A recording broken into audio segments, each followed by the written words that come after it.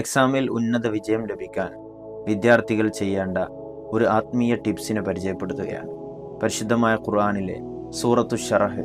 ബിസ്മില്ലാഹിർ റഹ്മാനിർ റഹീം. അലം നശ്റഹ് ലക സദ്റക വവളഅനാ അൻക വിസ്റക അല്ലദീ അൻഖള ളഹ്റക വറഫഅനാ ലക ദിക്റക ഫഇന്ന മഅൽ ഉസ്രി യുസ്റ ഇന്ന മഅൽ ഉസ്രി യുസ്റ ഫഇദാ ഫറഗ്ത ഫൻസബ് വഇലാ റബ്ബിക ഫർഗബ്. 7 തവണ വലത്തെ കൈ ഇടത് നെഞ്ചിൽ വെച്ചുകൊണ്ട് മന്ത്രിച്ച് ഇഷ്ഫി എന്ന് പറഞ്ഞുകൊണ്ട് നെഞ്ചിലേക്ക് ഊതുക. ശേഷം എക്സാമിന് പോകുന്ന സമയത്ത് 7 തവണ വീട്ടിൽ നിന്ന് ചൊല്ലിയതിനു ശേഷം പരീക്ഷയ്ക്ക് വേണ്ടി ഇറങ്ങുക. ഇങ്ങനെ ചെയ്താൽ തീർച്ചയായും നിങ്ങൾ അഭിമുഖീകരിക്കാൻ പോകുന്ന പരീക്ഷയിൽ നിങ്ങൾക്ക് നല്ല റിസൾട്ട് ഉണ്ടാകും ഇൻഷാ അല്ലാഹ്.